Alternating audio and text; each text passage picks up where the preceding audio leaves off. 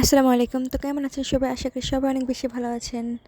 তো আজকে আমি রান্না করব হচ্ছে বিরিয়ানি। তো বিরিয়ানি রান্না করার জন্য ফার্স্টে হচ্ছে আমি বেশ কিছু পেঁয়াজ কেটে নিচ্ছি। তারপর হচ্ছে বিরিয়ানির জন্য আমি যে মশলাটা বানাবো ওটা হচ্ছে এখন বানিয়ে নিচ্ছি। এখানে জিরা, ধনিয়া, দেন হচ্ছে দারচিনি, এলাচি, জয়ফল, জয়ত্রী পরিমাণ মতো সব কিছু আমার পরিমাণ মতো দিয়েছি।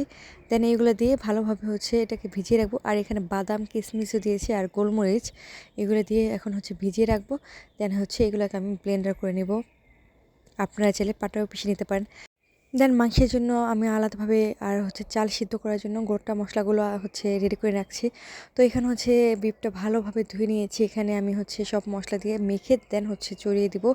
এখানে হচ্ছে টক দই, আদা, রসুন, পেঁয়াজ বাটা, দেন গোটা মশলাগুলো, ধনিয়া গুঁড়া, জিরা গুঁড়া, মরিচের গুঁড়া আর হচ্ছে লবণ দিয়ে ভালোভাবে মেখে নেব। আর ওই যে আগে থেকে যে পেস্ট করে রেখেছিলাম ওইটাই হচ্ছে দিয়ে দিচ্ছি। এটাকে হচ্ছে 10 মিনিটের জন্য আমি ম্যারিনেট করে রাখবো। দেন হচ্ছে এটা বড় পাত্রে আমি তেল দিয়ে দিলাম বেশ কিছু। তেলটা গরম হয়ে আসলে আমি বেশ কিছু পেঁয়াজ দিয়ে দিব। এগুলো বেরেস্তা হয়ে আসলে আমি হচ্ছে মাংস যেটা মেখে রেখেছিলাম ওইটা হচ্ছে দিয়ে দিব। তারপর হচ্ছে ঢাকনা দিয়ে রাখবো কিছুক্ষণের জন্য। তারপর যখন দেখবো একটু সামান্য পানি উঠেছে তখন দিয়ে দেবো টমেটো কেচাপ।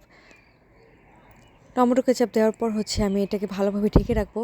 আর ওই মাংস থেকে যে পানিটা উঠবে ওই পানিটা দিয়ে হচ্ছে আমি রান্না করে নেব মাংসটা। আর আলাদাভাবে কোনো পানি দেবো না।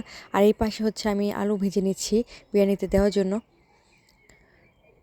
আর এখানে দেখুন মাংসটাও সিদ্ধ হয়ে গেছে। এখন হচ্ছে চালের জন্য আমি একটা বড় পাত্রে হচ্ছে তেল, লবণ আর হচ্ছে জিরা, শাহি জিরা আর হচ্ছে গোটা মশলা যা আছে সবগুলো দিয়ে দিচ্ছি। মাংসটা হয়ে গেলে ওখানে হচ্ছে আলু, কাঁচামরিচ, আলু বোখরা দিয়ে হচ্ছে চালটা আমি দিয়ে দিব। আর এখানে হচ্ছে গোলাপ জল, ঘি আর হচ্ছে বেশ কিছু দুধ দিয়ে এখন আমি এটাকে হচ্ছে ভাপে দিয়ে দিব।